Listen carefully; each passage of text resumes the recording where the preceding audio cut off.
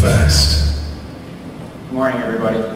Thanks for taking time to join us here at MEF18. It's great to see everybody, and as Nan said, I'd just like to thank everybody for their continued enthusiasm for what we try to accomplish at MEF each day, and for all the energy that hundreds and hundreds of people put in and have put into making these things successful.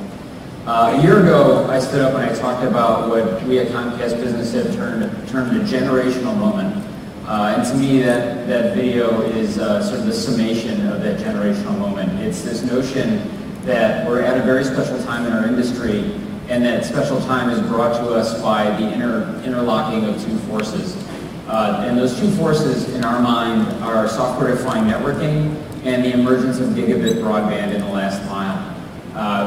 What we see happening with these two things coming together is software-defined networking is fundamentally changing and is going to fundamentally change pretty much how the industry functions.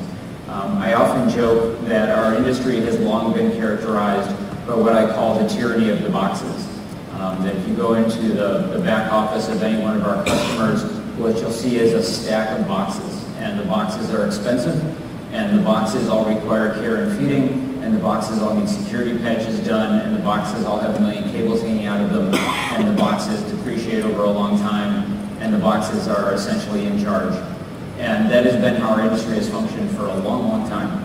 But with computing coming as far as it has, and our ability to now do those functions in software, you're going to see a revolutionary impact on the industry in terms of the innovation velocity, the innovation quality, how competition functions, and how fast our customers are going to be able to innovate in how they run their own networks. Obviously, that leads us directly into SD-WAN, which we see as really the key to unlocking what broadband networks and high-capacity networks bring to the table at this point.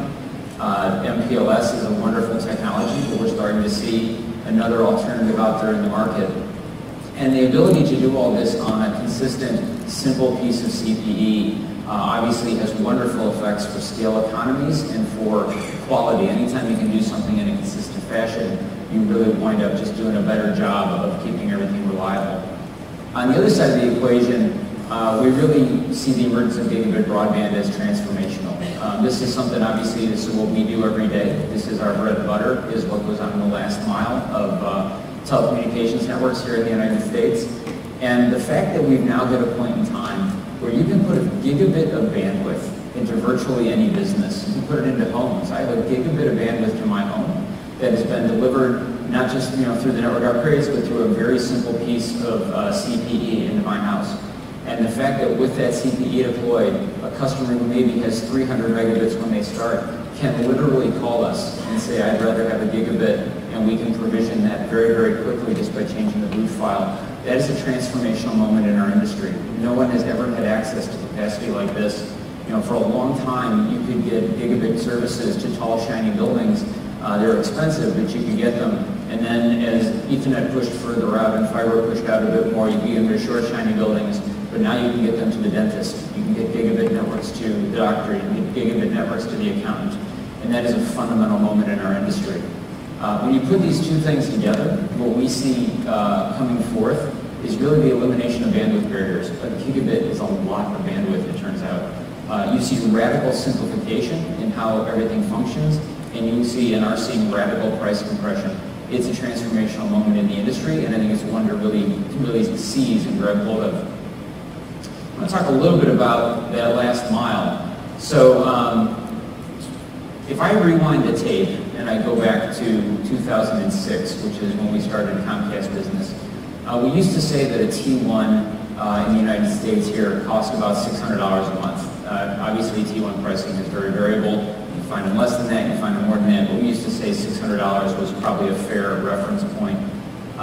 Well, T1 does 1.5 meg, so then a mega bandwidth was about $400, and that was the gold standard back then. If you look at gigabit broadband, out there for about $500 now, you're talking about going from a meg for 400 to a gig for 500 over the course of 12 years or so. That's Moore's Law class price compression on those capabilities, right? So, in 2006, that T1 was $400 a meg. We stepped in with a 4 meg product that brought a 90% price compression. You can kind of see the the evolution of those price per megabit per second there. But you talk about getting down to that gig, you're sub $1, well sub $1 obviously, in terms of price per megabit. It's really revolutionary. And if you look at Comcast now, 96% of our footprint is now deployed with gigabit product, and that means over 4 million businesses can get a gigabit of bandwidth to their location on a pretty transactional basis. So I'm proud that Comcast now operates the largest gigabit network in the industry. But I think you see this as more of an industry phenomenon than a Comcast phenomenon. Certainly all the other cable operators here and abroad are going to be leveraging these same technologies, and I think finishing this industry transformation.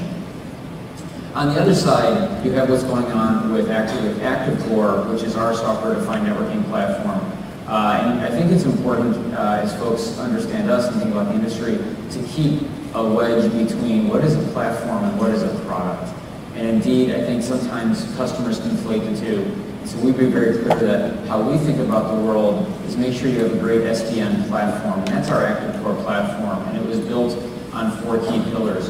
The first was that it was fully hosted. We think this is a time when things should be virtualized. Customers shouldn't have to put lots and lots of stuff in their data center when you can do that on a carrier-grade basis in our network. Certainly it's how lots of companies are operating now. We think it had to be multi-VNF from the ground up. We didn't want a one-trick pony. It does this thing very well in software, but not much else because the world's changing so fast. We think it had to be gigabit ready. If you believe what I just said on the first page, on the other page, then what you should realize is that things like bandwidth on demand and a lot of the things that we used to have to solve in a world where 10 megs was hard to get and 20 was even harder, kind of go away. Because now you can just do it, put a gigabit in and sort of stop worrying about it. So we wanted every service out there to be gigabit ready. And then finally, we think there's a wonderful moment going on with the groundbreaking digital experience, that there's such an opportunity to simplify how telecommunications work. You know, time and again we see that the #1 barrier customers face, and indeed a lot of us face in the room, is talent. Can we find the people who are really good at running this stuff? And I think if we bring digital experiences to the forefront, if we invest in ways to simplify, we can allow our customers and their employees to focus on higher value business problems and make their networks much easier to run.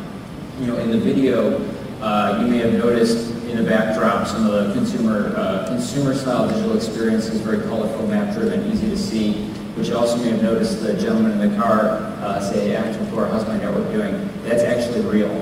We've plugged ActiveCore into Alexa at this point, and that use case is a use case that one of our customers told us about, that using Alexa he would find out about how his network's performing from the car on his way to work. That's a transformational thing. It's not a toy, it's a tool, and I think we see our customers really resonating with digital experiences and simplification. On the other side, when you think about SD-WAN, we thought there's a couple of important pillars as we step into SD-WAN. The first was, again, with this gigabit last mile in mind, to emphasize over-the-top services.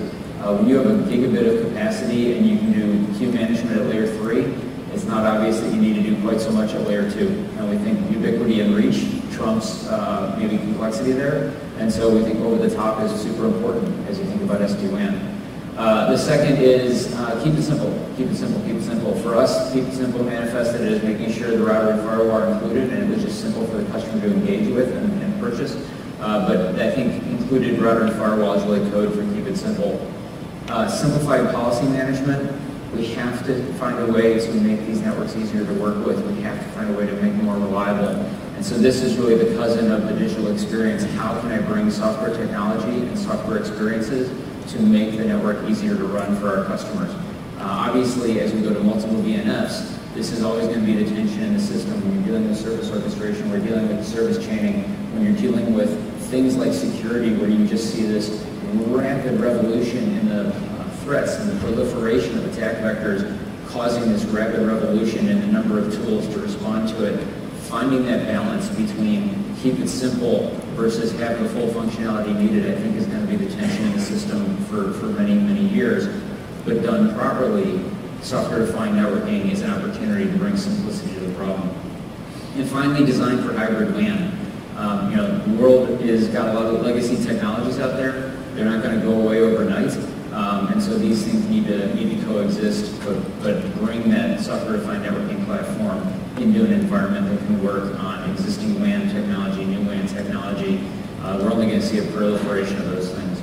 So we think these are the right foundational elements to go into an SDN implementation, and particularly an SDN implementation that sits on top of a gigabit view of the world. I think if you don't have a gigabit view of the world, then you maybe make other choices in how you invest and design your software-defined networking and your SD-WAN capabilities.